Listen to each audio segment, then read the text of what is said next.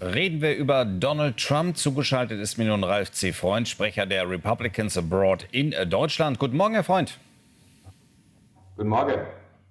Für Donald Trump läuft es ja in den USA im Moment offenbar ziemlich gut, obwohl er ja das Land spaltet. Welche Resonanz erhalten Sie denn hier in Deutschland?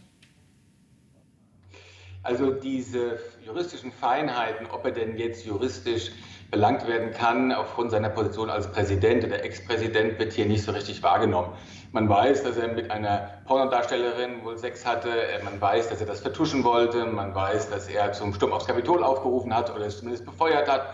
Und ich glaube, ob dann es da Nuancen gibt, ob er dafür rechtskräftig dann auch verurteilt werden kann oder nicht, ich glaube, es steht auf einem ganz anderen Blatt.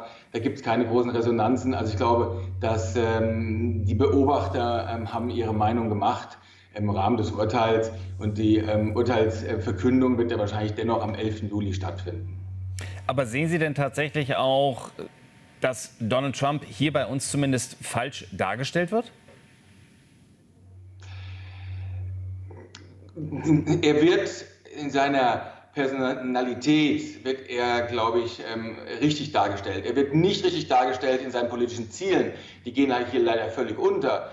Zum Beispiel eine scharfe Kante gegen China, eine gerechte Lastenverteilung der NATO-Teilnehmer, der NATO-Bündnispartner, eine Verteilung, auch eine gerechte Verteilung der Zölle im Bereich Handelspolitik. Es geht alles unter. Sachpolitik ist hier gar nicht gefragt, auch bei der TV-Debatte. Es geht nur darum, wie die Kandidaten auftreten, wie sie sich geben.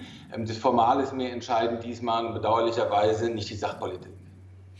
Sie haben eben die TV-Debatte gegen Joe Biden angesprochen, die wir ja in den vergangenen Woche gesehen haben. Die erste, und Sie haben es eben angesprochen, warum haben sich die beiden eigentlich mehr beschimpft, als tatsächlich auch ihre Politik auf den Tisch zu legen? Also mir ist in Erinnerung geblieben, dass Trump jetzt, was zum Beispiel den Ukraine-Krieg angesagt hat, noch bevor er, wenn er ins Weiße Haus wieder einzieht, am 20. Januar 2025, dass er dann den Krieg trotzdem beenden würde. Er würde sich mit Zelensky und Putin an einen Tisch setzen als gewählter Präsident. Also was macht ihn da so sicher? Das ist doch eigentlich nur ein vollmundiges Versprechen, aber irgendwie keine Aussicht auf eine Lösung dieses großen Problems, was wir hier in Europa haben.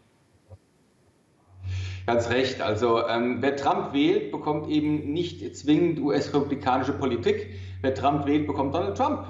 Und wir wissen eben nicht genau, was er will. Bei Biden weiß man, was er will, was er sagt. Wir kennen ihn schon sehr lange, er ist seit Jahrzehnten dabei. Aber Donald Trump ist dort ganz anders. Donald Trump ist jemand, der eben sich selbst spielt und ein Dealmaker ist. Das heißt, bei Trump ist natürlich nicht nur die Amplitude in der Emotion eine ganz andere, sie ist auch in der politischen Handeln eine ganz andere. Und das macht ihn leider auch für Handelspartner, auch für Bündnispartner weniger kalkulierbar.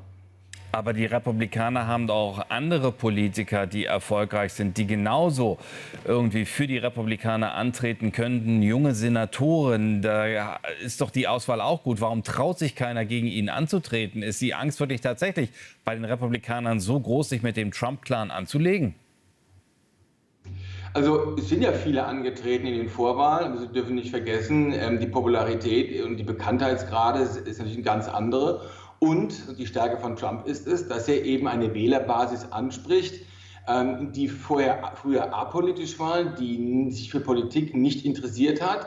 Die sitzen jetzt mit am Tisch, die entscheiden mit. Er hat es geschafft, und das muss man ihm hoch anrechnen, die Wahlbeteiligung zu steigern, auch innerhalb der republikanischen Wählerschaft, und diese an sich zu binden. Dass da natürlich dann auch Elemente unter den Tisch gekehrt werden, die mehr in die Sachpolitik gehen und weniger in die, sage ich mal, in das Emotionale. Er spricht ja immer von Masseneinwanderung und von Kriminellen, von Drogenhändlern, die alle ins Land kommen, etc.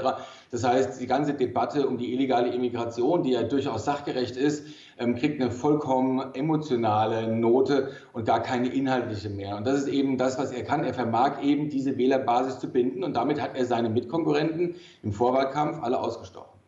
Wir wollen jetzt gar nicht darüber reden, was wäre, wenn nach dem 5. November sein könnte. Da finden ja Präsidentschaftswahlen statt. Aber wir können darüber reden, wie werden jetzt die kommenden Monate bis zum 5. November aussehen. Also die Migration, wird das aus Ihrer Sicht tatsächlich das beherrschende Thema weiterhin in diesem Wahlkampf zwischen Biden und Trump sein? Ganz recht, es geht um das Thema Migration. Er hat ja extra verhindert im Senat, dass eben ein ganz scharfes Migrationsrecht die Kammer passieren könnte, damit er das Thema hochhält. Das zeigt so ein bisschen auch seine Ambivalenz. Einerseits will er schärfere Migrationsgesetze, andererseits will er das ausschlachten im Wahlkampf und will nicht, dass die Demokraten ihm dort die Butter vom Brot nehmen, und hat dann eher das verhindert, mit der Folge, dass möglicherweise noch ein paar Millionen weitere Einwanderer bis zur Umsetzung des Gesetzes mit der neuen Administration, zumindest hofft er, umgesetzt werden kann. Und das ist natürlich dann Eigeninteresse und Wahlkampfgetöse vor Landeswohl gestellt. Aber das wird im Augenblick die entscheidenden Parameter sein, und die Wirtschaft natürlich, auf die er natürlich immer die Finger in die Wunde legt mit Inflation und ähnlichen Dingen. Die sind aber eher geopolitisch induziert und mehr von außen und weniger innenpolitisch. Also es wird ein sehr emotionaler Wahlkampf werden, so viel steht fest. Herr Freund, ich danke Ihnen für diese Einordnung und ich danke Ihnen für dieses intensive Gespräch. Gern geschehen.